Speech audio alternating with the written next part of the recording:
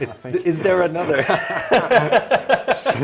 Sit down on the table. It doesn't make sense if he lived. He wouldn't have lived. He would have drank himself to death at some point, as he did. And especially Achilles, I always think, is like, we shouldn't look up to this guy. He's a terrible, terrible person. Like Hades, famously, is basically just a manager of the underworld.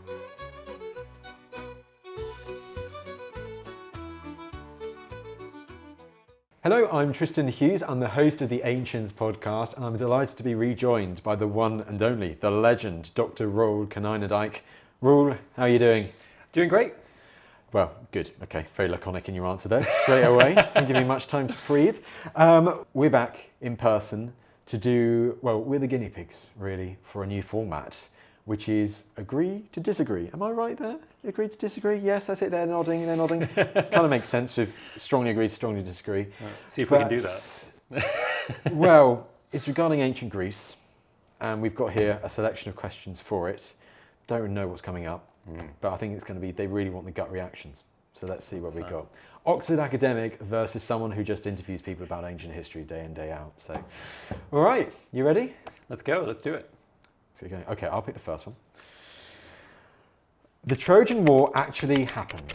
Oh, disagree. Can I put this here? I don't know if this... Can we do strongly disagree or strongly disagree? I'm only going to put disagree, actually, because I think there's a way that you can... There is, of course. I mean, there's the contemporary material from the Bronze Age that suggests that there was a conflict. You know, okay, so the Greeks went over the sea, sure.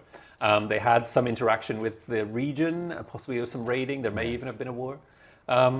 But this isn't the Trojan War as we know it. Like, we have no reason to believe that events happened the way they happened, that there was a 10-year siege, that there were specific figures involved. I mean, all of that stuff.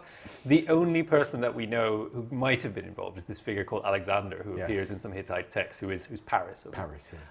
That's it. And so, you know, you can say that there may have been conflicts between the Achaeans and the Trojans roughly in the period of the Bronze Age, but that has nothing to do with the story that we know. That's a completely separate thing. Look, I understand your strength of disagreement for that question, but playing devil's advocate is, yes, of course, when you go to the particular characters, almost certainly didn't exist, or, you know, very different who they were, apart from this Alexander figure from Hittite texts. But for the context, historical context, there's evidence of contact between mainland Greece and what is today Western Turkey. I was talking to Dr. Emily Hauser a few weeks ago, and we were talking about Cassandra, but also this idea in Hittite records, there's this idea of princesses, but also being like kind of priestesses at the same time, so there's that tradition, and of people being taken back to Greece from Western Turkey and being in like the Mycenaean palace, almost as kind of political prisoners, I guess, something like that. So they are brought back. So there is like historical context for some of the stories that are associated with the Trojan War, and archaeologically, if the site of Hisarlik in Turkey, which is recognised to be Troy, was Troy, there seems to be archaeological evidence that there was, you know, Troy was violently destroyed around that time. So I do think there would have been Trojan Wars, not the Trojan War. Yeah, no, this is exactly the distinction. So it's a lot of scholars say that there is a historical Trojan War. There's a Trojan War. Maybe there have been Trojan Wars, but that's quite different from saying, you know, Helen was abducted and therefore, you know, the Atreides went and gathered all the Greeks. I mean, that is a very specific narrative, which is a story, and we can obviously the Greeks retold and reshaped that story over time, and we don't need to see a historical truth in that. Can we say a story loosely based on a historical base from hundreds of years earlier? But we can't prove it, right? Yeah. It's more like, okay, there are plausible reasons to think that this may have some grounding in whatever, but there's no memory of it, right? And this is an important thing that we always stress, right? Whoever composed the poems, the figure we call Homer, didn't know there was a Bronze Age, right? There is no understanding of Mycenaean society or politics or this palatial culture, the material culture, he doesn't know it. Are you sure? Would there be a thing about the kind of the collapse of the Bronze Age and knowing that, you know, from hundreds of years that isn't the story, right? Like there's a city being destroyed and then everybody goes home, you know, with the prizes that they wanted. So unless you want to argue that this is a reflection of Mycenaean raiding culture, which is, you know, possibly some kind of memory, but it's much more likely that they're describing something they recognize, because that's how you keep a story alive, right? You make it fit your contemporary understanding. So that's what we're looking at. It's a story about the early Archaic period, which has some traces of an oral tradition that goes much further back. Sure, I mean, it has that.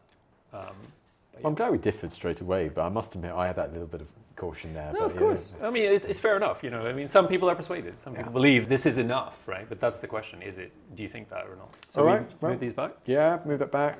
That's not needed anymore. Oh, is that how it Next one. goes? Yeah, Excellent. come I look on, forward to that. Let's do it, man. The Spartans were the best warriors in the ancient world. Ancient world. In the ancient world is what it says. I mean, we're gonna. Is you. there another? Sit down on the table. Exactly.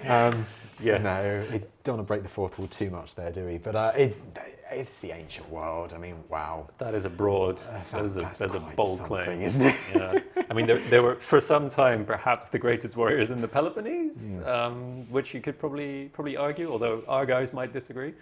But no, there's obviously, I don't think anyone could seriously claim that they were, more successful or better trained or better equipped than some of the great, professional world-conquering armies of that period, Persians, Macedonians, Romans, Carthaginians even.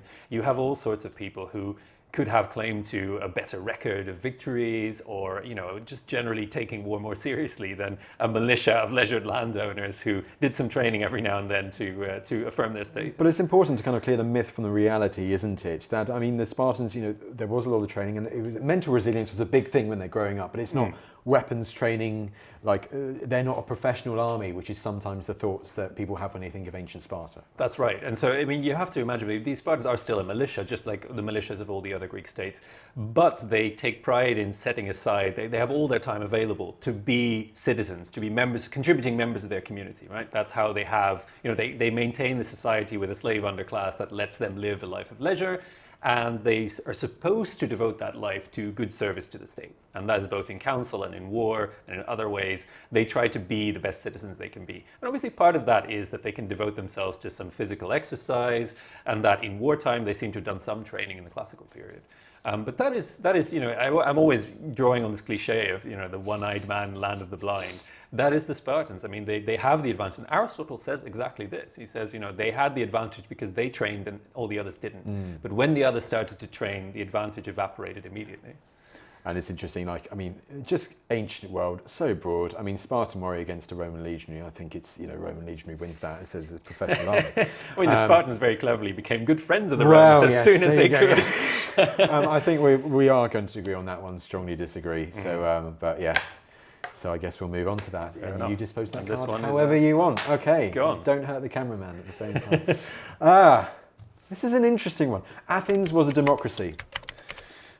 I mean, Athens was a democracy. You have to. We're going to strongly agree. I mean, there's an important caveat. So, okay, fine, we'll take. No, well, strongly agree in the literal sense that the word demokratia was invented to describe the Athenian system. Yes. So you can obviously say words don't mean what they mean, but if you can say democracy exists as a concept, it exists because the Athenians had a very developed political system that they called democracy. But if we're saying that democracy then is the same as today, it's completely different. Completely different, yeah. So it's a very different system. It built on very different values, different ideology. Obviously in Athens, you have a system in which all freeborn male citizens have equal rights to have access to power, same voting rights, the same position before the law. Is it over 30 or over 18? I can't remember. Over 18. It's over 18, okay. When you get 30, you can be general. There are a couple of things that are released based on status and age. But generally, you all have the same rights, and that is what democracy means. There is no property requirement, right? But no Greek state ever contemplated giving the same rights to women. Yes. That just isn't a thing in Athenian democracy ever. And also, I mean, it's a slave state. It's a slave society. They have huge numbers of enslaved people doing all sorts of terrible things for them. And it's been argued even that the reason they can be a democracy, have this democratic ideology that they're all equals, is because the worst jobs, the most menial work, the most demeaning and horrible and risky work, like for instance working the silver mines, was done by enslaved people. So no one had to say, yeah, okay, we're all equals, but I work in the mines and you own a big estate and race horses all day. Actually, there is this sort of baseline that Athenian citizens didn't have to do that kind of work, and that lets them think that they're all equal. But they love it also by saying, but we were the rowers in the fleet, right? Which is also seen as a really hard physical job, but it's not being. But it's not demeaning, right? That's the thing. It's not gonna kill you unless you're unless you're in battle. I mean, the only other reason that I say agree is because with Alexander the Great and what happens next. I mean, it's not always a democracy. In ancient history, there are many times when actually it's run by an oligarchy, especially after the time of Alexander the Great, when you have these various Macedonian generals and leaders vying for power in the Greek mainland, including Athens. Sometimes they install, well, either they have a garrison in the city near the Piraeus, or they have an oligarchy which is more favourable to Macedonian overlordship, more so than democracy. Democracy is normally seen, especially after Alexander the Great's death, with the people who want to be free of Macedonian control. But when you've got a bigger power in the area, and Athens is just a city-state, sometimes their democracy is taken away, or it is very much censored, maybe the way it's bits are taken out of it. The more troublesome bits of the Athenian democracy are removed, so that they're easier to control. So it's like they say, hey, it's democracy, but it's not really. It's the Macedonians or whoever. It's a democracy we leave to the rich to manage, which is essentially what happens in the Hellenistic period. So that's why I say agree, but I get what you mean with strongly agree. But as you say, very different to today. Okay. All right. Yes, so we go back to the next one. Let's see. Okay. Achilles would beat Hercules in a fight. God. Hercules is a god, though. It's a difficult one. Demigod. And Achilles, Hercules would beat Achilles. No, it says Achilles would beat Hercules. I'd probably say disagree. I'd probably say disagree as well. Can we just disagree on something? I think we're too aligned here. This is a problem. Should I pick Achilles here? It's just it's going to be a lot faster than this big guy with his glove. He's got the Achilles heel, right? You know, so then they just. There is an interesting thing in the play Hercules Mad, where there becomes this debate between the archer. Obviously, Hercules is an archer as well, right? Yeah. Hercules is famously a club and arrow man, who's very much the sort of warrior archetype of the Near East. And the hoplite, who has his own strengths, in the battle line, he's protected, but he can't run away from a fight, so he's always got to take the risk. And that is very much almost an Achilles versus Heracles matchup. But obviously Heracles wins, so it doesn't it doesn't really affect things.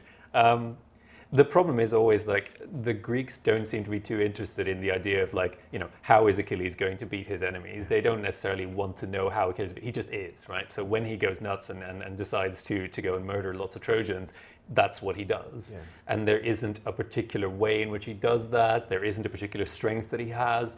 I mean, he's fast, essentially, when he throws a javelin. Swift-footed Achilles. Exactly, right? Yeah. That's it. And when he throws a javelin, Athena points in the right direction. Whereas when someone throws a javelin at him, Athena makes it sort of go away. No, he doesn't wrestle like a monster, a lion, with his bare hands, right, and then makes that lion skin his... No, got to concede that. He also isn't the stable boy in his own time.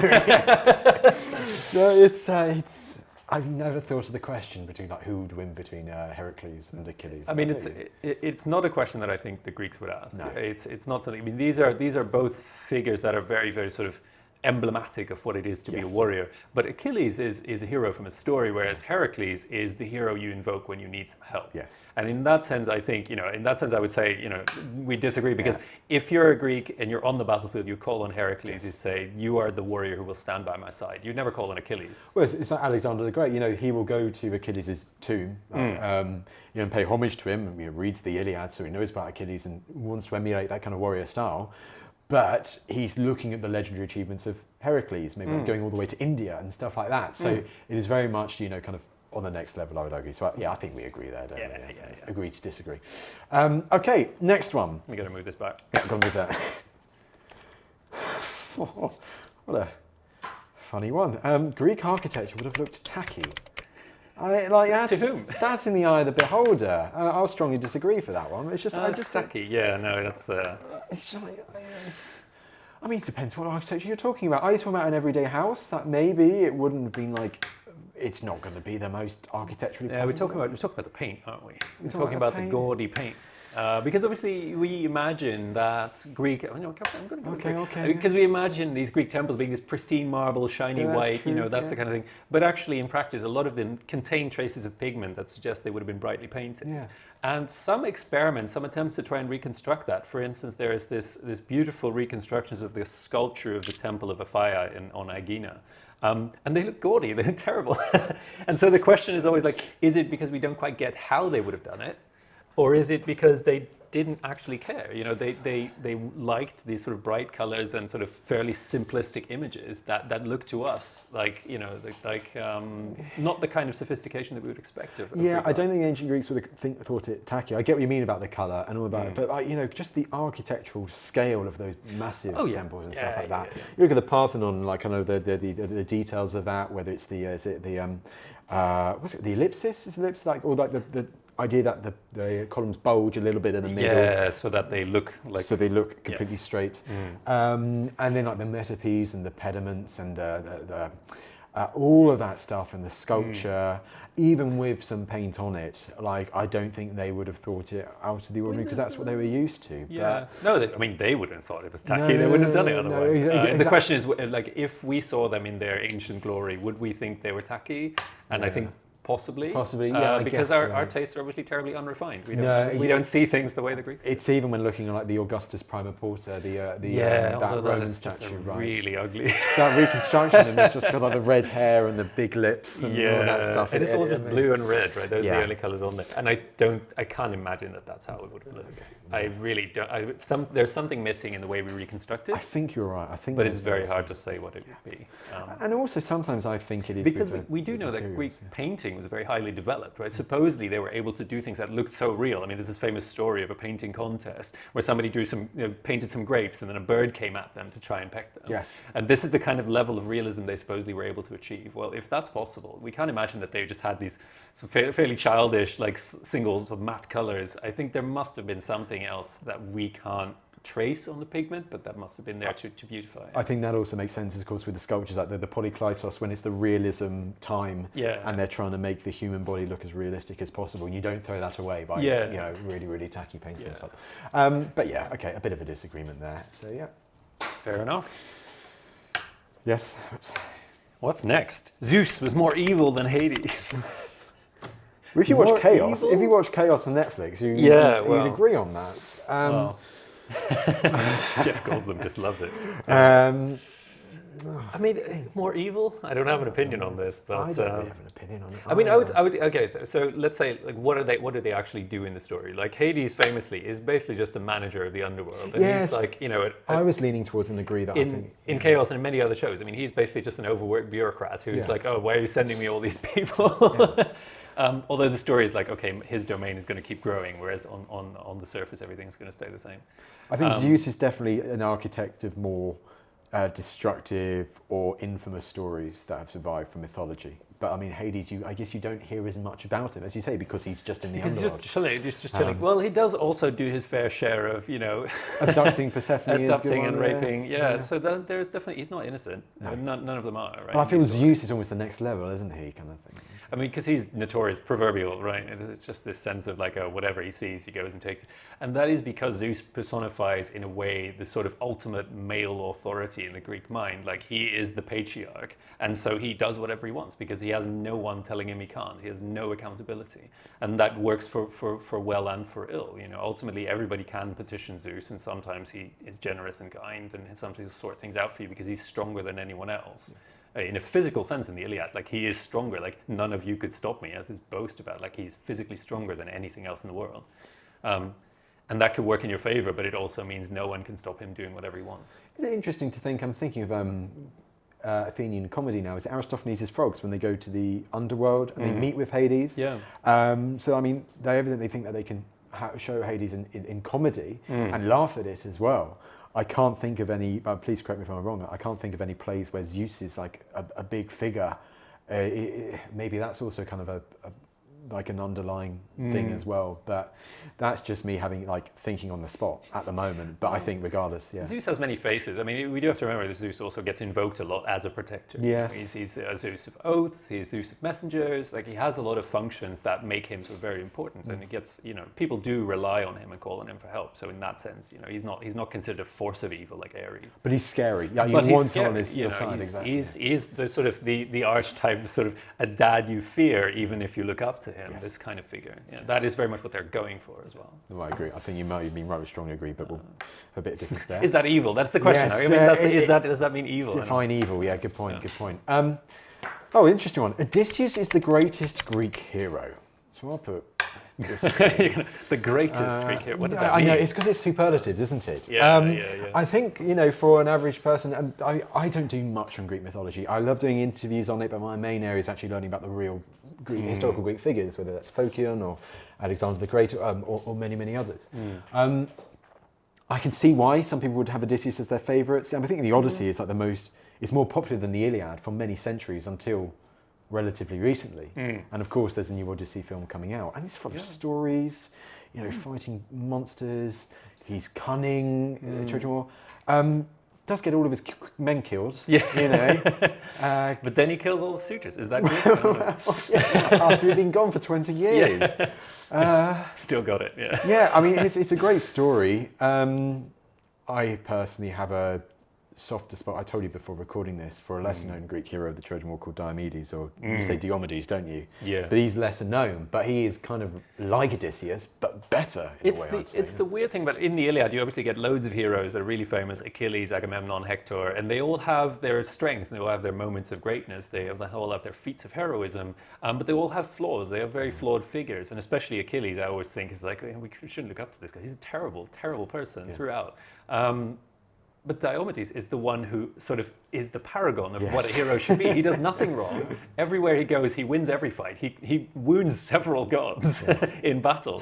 He overcomes anyone who gets sent against him, and he doesn't seem to have any flaws. Like he's not in any sense. Apparently, his wife cheats on him, and he can't rule the city when he goes back home. But that's it. No good deed goes unpunished. No, that's right. But yeah, there you go. But there are so many heroes, and the thing I always feel about these stories is, it's not for me to decide who is and isn't a good person. These are stories. You need to decide for yourself which one you find appealing, relatable, interesting, and that should depend on you. Absolutely, and hashtag justice for Diomedes. But like at the same time, and also there's so many different versions of many of these stories and myths, and we haven't even mentioned names like Theseus, Hercules, Perseus. Bellerophon. Bellerophon, I don't want to get to him about Theseus either. He's not a good person. But as you say, eye of the beholder, depending on what you think. But I think for both of us, we don't think Odysseus is the greatest, but that's personal opinion. Yeah, exactly. That's just us saying, there's so much out there, and you gotta go and read these stories and enjoy them and see what you think. Very true. Okay, I guess go for the next one. Whoop. Just because I saw one of our crew literally right there, I was going to do it that way, and I thought hit them in the eye, hit the they've got camera sharp on the corners, eye, and then that would be HR. Yeah, exactly. Tristan is the greatest of the heroes. Yeah. Alexander the Great would have conquered all of Asia if he lived. I'm sorry. I love Alexander the Great. I think his story is amazing. Sorry, you do yours If first. he lived, I'm probably going to go and agree with that. It's just one of those things that it doesn't make sense. If he lived, he wouldn't have lived. He would have drank himself to death at some point, as he did. Or, finally caught that javelin to the face like all his predecessors. The reason why I disagree, and I think Alexander the Great is an extraordinary figure, is because by the time he gets to the Hyphasis River, like in Pakistan, Indian subcontinent, like one of the things is that they expressly hear that there's huge armies waiting for him in eastern India, in the Ganges area. And when you think about his previous battle with Porus at the Battle of the Hydaspes, which when you take a step back, Porus has got a kingdom the size of what is Macedonia, what is northern Greece today.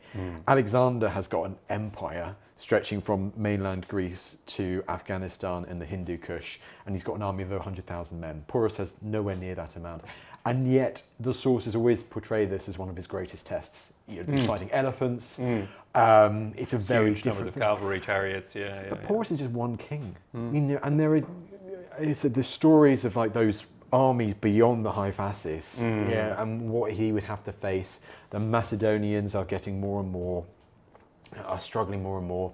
Things that would Alexander then return? It feels That's like true. That's it feels true. when he goes back to Babylon, if he'd have survived even longer, I don't think he's got any more designs of going even further east. His designs are going against the Arabians, the Carthaginians, whatever. Athens as well, yeah. Obviously, conquer all of Asia. What does that mean? Like, who is he going to encounter? The states further to the south and east, if you go into India and further into China, obviously are much larger, more organized than the kind of states that you might find going west.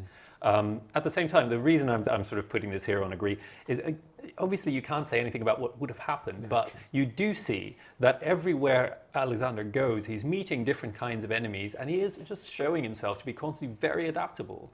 And he is able to use the kind of different elements of his army, which at this point are extremely highly experienced and trained and work extremely well together. He's able to rely on them to find different solutions to the problems that he encounters. So he does fight, he fights Thracians, he fights Greeks, he fights Persians, he fights, Scythians, he fights Indians, all with equal sort of unmatched success. And so, I mean, there's always lots of talk about, the tactical genius of Alexander. A lot of this really boils down much more on his level of dependence, like his ability to just rely on his troops to pull it off if he just uses them in the right ways. But he is sort of able to do that, to solve the problems that he encounters. And I don't see any particular reason why that should stop. It's a good point. It's a very good point. And I think of like the rock fortresses that he has to take, you know, like in Afghanistan and Uzbekistan area. But at the same time, those years when he was in the northeast, like fighting against the Sogdians, largely the Sogdians and the Scythians that you mentioned as well. I mean, that's the hardest of his whole career. They lose so many troops, and it's like kind of the logistics thing as well. Yeah, it's an interesting story, and I can see why. I mean, there's strong arguments there that kind of ability to adapt to fight these different enemies, which he does so well. It is a hypothetical at the same time, isn't it, about what would have happened if he'd gone east? I said, would he have been able to ally with other kings like he had with like Achilles? Yeah. When he's going down the Indus River Valley, I mean, he's still got big people to fight there, and he beats them all. Oh. It's a good point. It's a good point. I'll stick with there at the moment because I'm just not sure how much further it would go. That's fair. I mean, it's obviously, who knows, at one point he was going to, one of these dice rolls that he kept going for would roll against him, and he would just die in battle, or he would die of disease or whatever else. And obviously I think the very important point that you made is that his army was fed up. And so at some point you could say, like, it doesn't matter what he wants, it doesn't matter what he's capable of. If he doesn't have that army, he can't do it. So he needs to go home at some point. He's very good at laying also the foundations. We think of the Macedonian phalanx, we think of the Macedonians, but actually he starts, training schools start being up to like teaching, whether you're in Anatolia or even if you're in Persia. In one case, interesting case, like they are taught in that Macedonian style of warfare, so he can kind of replenish his troops and all that. But the Macedonians hate it, right? That's the thing. They hate it, because they don't like sharing access to power. They don't like sharing their friendship with Alexander. Yeah, because they are racist in that sense, and that was just the mindset that they were in. They thought they were superior. Yeah. Okay, let's. You did that one, didn't you? Yeah, let's go. Well, yes, go back this one. This is an interesting one. The Persians were more civilized than the Greeks. I was just going, what does civilized mean? No, I don't even know if I can vote on this one. I was still going to go in the disagree anyway, but I mean, okay, like we could go with disagree in the sense that the problem is, like, obviously both the Greeks and the Persians thought they were the most civilized people in the world, and the Romans did later on. I mean, that is what you think in the ancient world. Like, you are the most civilized people. Obviously, if you ask them, yes, they're more civilized than the Greeks. If we look at them, they're both heinous in their own way. I mean, they might be different.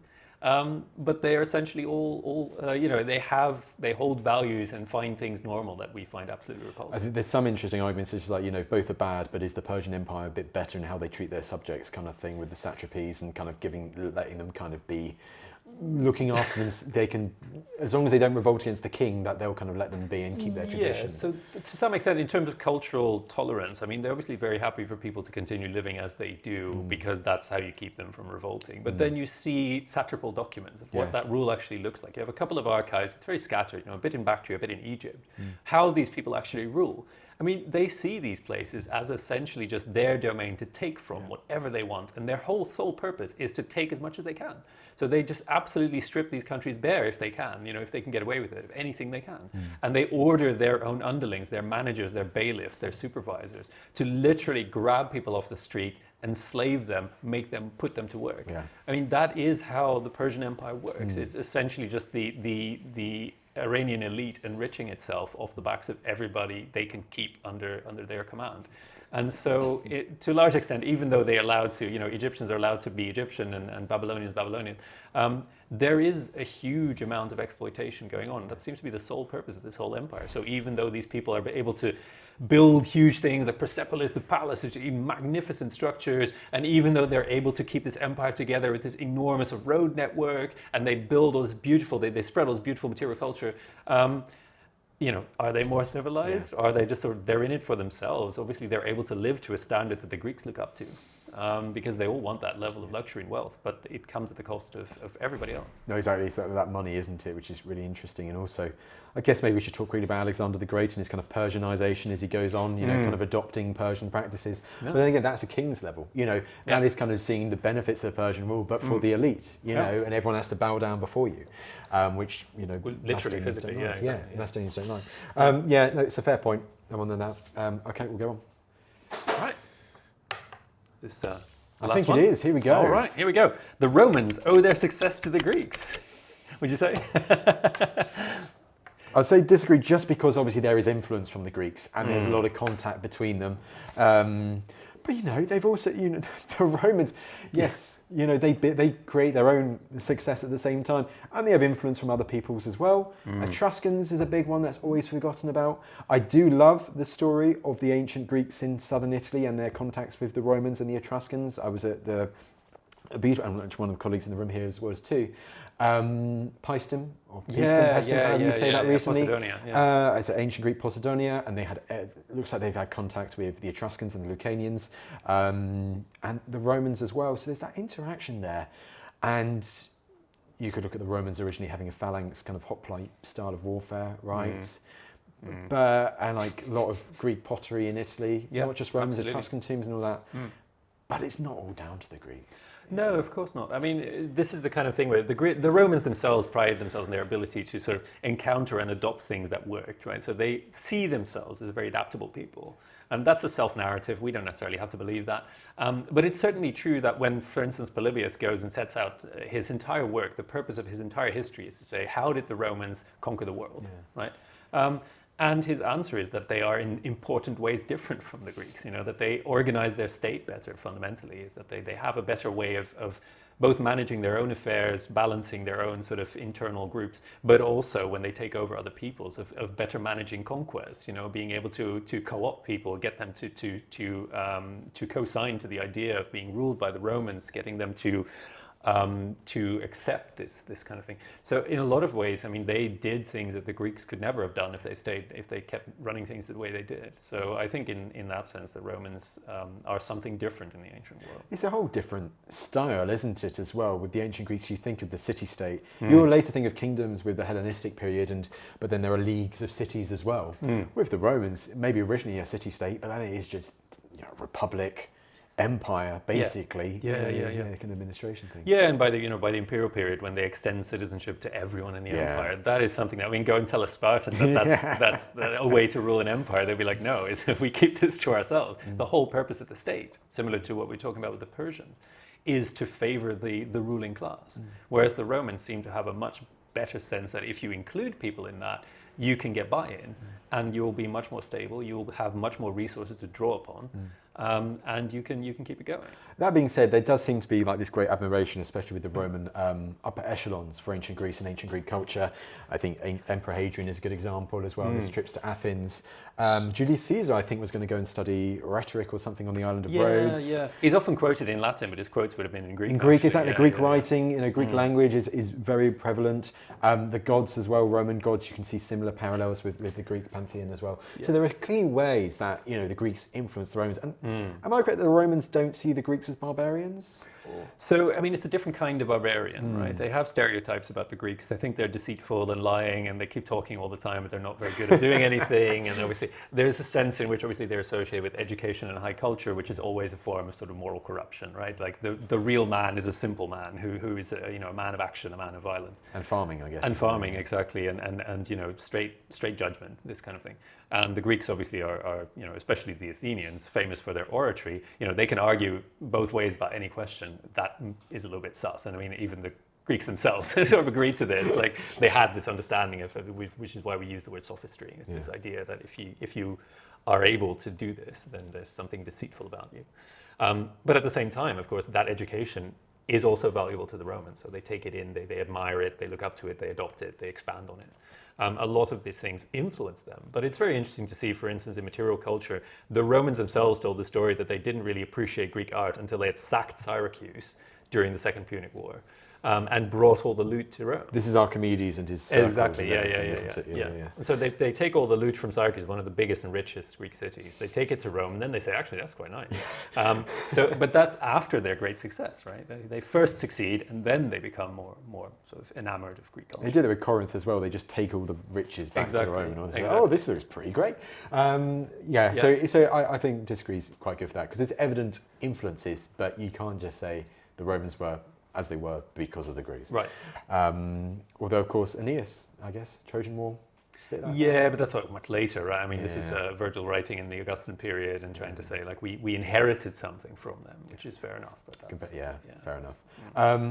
Well, I think that's it. Right. I think well done. Well done. That was cheers. Yeah, that was interesting. It was.